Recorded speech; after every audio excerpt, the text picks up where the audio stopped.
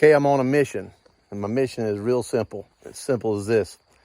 We have a lot to accomplish here in the next few years, and that's about how much time we have is a few years. The United States is not the only country that's going through a lot of junk and craziness and what have you, and we're about to go through another presidential election. We don't know how it's going to turn out. We don't know who's going to win. Heck, we don't even know if the election is going to even be legitimate. Again, not going to get into that. But at the same time, we have to take care of our families. We have to take care of our future. We have to secure what we can, the best we can, for our communities and our families. Bottom line, that's how it works. That's what we're doing here at in our mission here at the Welch Family Homestead. Welch Family Homestead is all about family. It's all about let me get that glare of where the sun's going down out of your face, out of the background. One of the things that we need to be cautious of is making good decisions. And one of the ways to make good decisions is very simply this.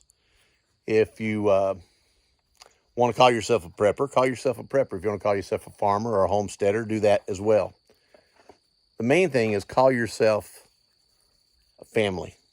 Even if you're by yourself, take care of your family. Take care of who you are. Take care of the people that surround you that means the most to you. How do you do that? Well, there's going to be a lot of changes take place over the next, like I say, couple of years, 3 years, maybe even sooner. Some of it's going to go into action here within the next 6 months. We're going to see a lot of changes in our currencies, a lot of changes in the way that the banking systems are done, a lot of changes in the government, a lot of changes in our security. And the security that I'm talking about is the fact that we have no guarantee of what's going to happen over in Ukraine, Russia, what have you. That's not really that big of a concern for us other than our finances here in the United States.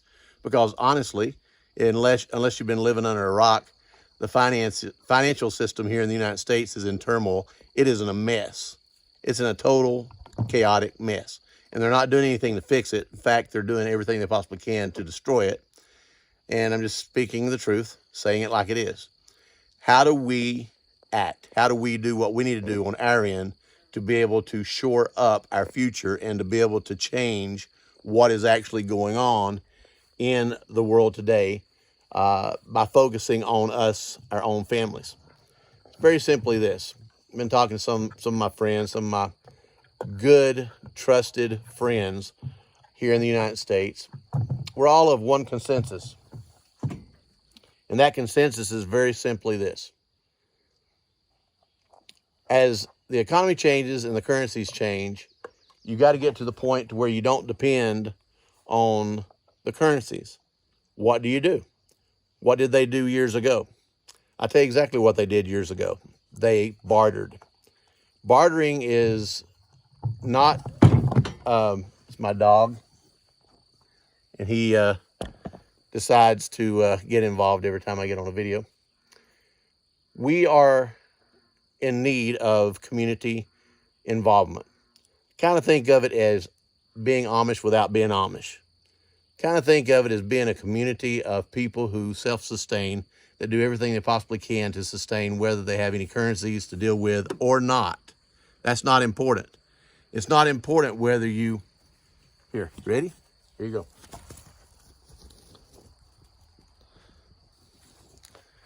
He likes to play fetch. I'm talking, so there you go.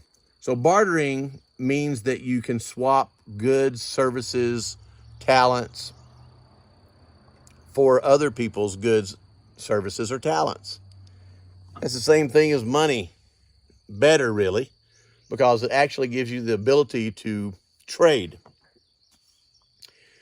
Once you start making a list, make a list of all the different things that you personally have as talents, abilities that other people don't have. Maybe you're good at building websites. Maybe you're good at promoting online.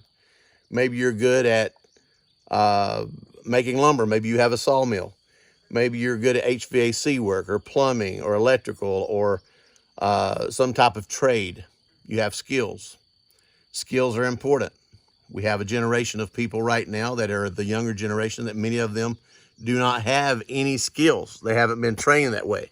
When we went to school, we had industrial arts in high school to teach different types of skills, different types of trades where people could actually learn if they had an interest in certain types of trades. Then they go on to vocational school and get certificates or certifications so they could actually say that they had legitimate license to be able to work in those particular fields.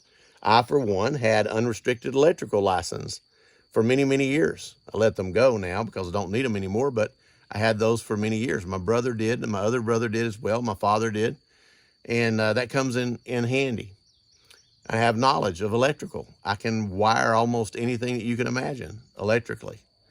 When it comes to HVAC, heating and air, I couldn't do that well with it. I can plumb, I can roof, I can build. I used to own a general contracting business where I done a lot of contracting, building homes and schools and banks and hotels and businesses. And I did a great job at what I did. I had quality work. It's the only way I would do it. I retired from that back in 2008. So everyone has their skill sets. The guy beyond me on the other side, one of my neighbors, has a horse ranch. One of his skill sets is breaking horses and training horses for other people and getting those horses to the point to where they're rideable. And trust me, that there's an art to that. There's an art to almost any kind of skill set you can imagine. Many people are getting into small farms, backyard farms, all the way up to farms that are 30, 40, 50, 100, 150, 200 acres. And many people that are going in that direction don't even know how to do it yet. One of the things that we're going to be doing here at West Family Homestead and some of the things that we're going to be promoting is we're going to be actually giving out classes, seminars, teaching people how to do things that some people just didn't grow up doing like I did. I grew up on the farm.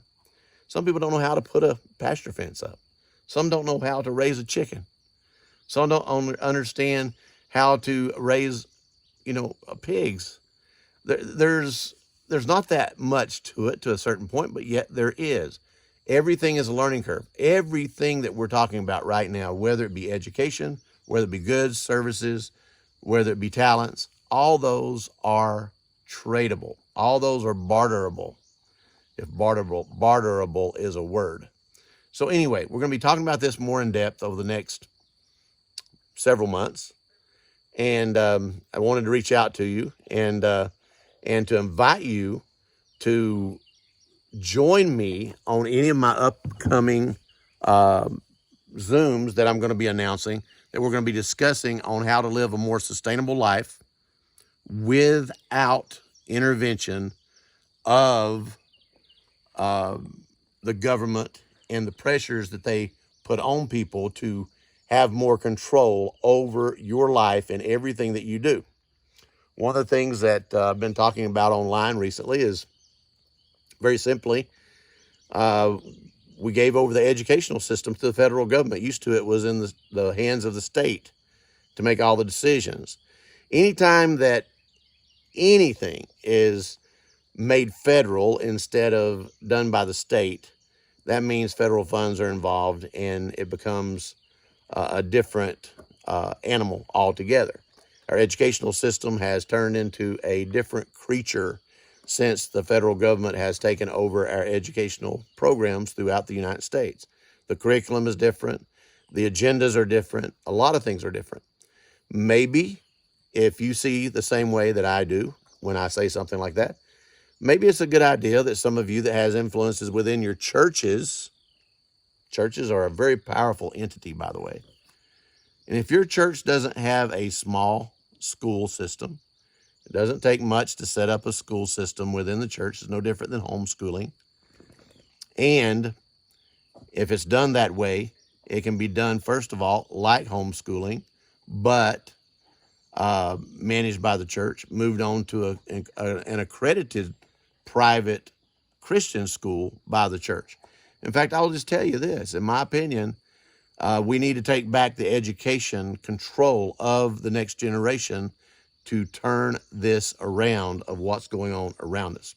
Now, I'm saying a lot in a very short period of time because I'm just hitting and missing some key points of what's important for us to be talking about. Self-sustainability, the ability to be able to survive and to sustain and to have security and to be able to make it through whatever comes our way without worrying about the systems that the government has put together is a very important way to think and to live right now. Very important. And if you agree with that, keep up with me, stay in touch with me, and make sure that you watch for when I announce a Zoom so that we have our discussions. We're going to have a lot of open discussions so that people can get involved, people can learn more, and people can actually dig in a little deeper into understanding how to be able to live more self-sustainable over the next several years. During the Great Depression, when everything went terrible, it was worse than a recession. People were hungry. People were in binds. And the people that were hungry were not the people who were farming. They weren't hungry. They provided their own sustainability. It was the people in the cities and the suburbs that depended on the farmers. And if you'll notice, there's a major push by some people in the government and people that influence the government. John Kerry just recently made a comment, which he's the global warming czar that has been appointed. He made an announcement saying that one of the things that we have to do is get rid of the farmers, pretty much. That's basically how he put it, is we need to change the way of farming so that, because he believes that farming is one of the #1 reasons for increased CO2 in the air. Well, I just look at I'm in the Appalachian Mountains where there's more forest here in the United States than any other place. I got a little advice for you, a little information. Every one of these trees would die if they did not have CO2 to breathe. CO2 is what causes plants to live. They breathe in CO2, they breathe out oxygen. That's what they do. If we bring the CO2 levels down, they die. So when you hear all this education and science and all the things that they're telling you, you need to take into consideration that CO2 levels were extremely higher than they are today, thousands of years ago. It's a proven fact. But at the same time, you've got these people that's using these marketing practices to try to, I want to use the word hoodoo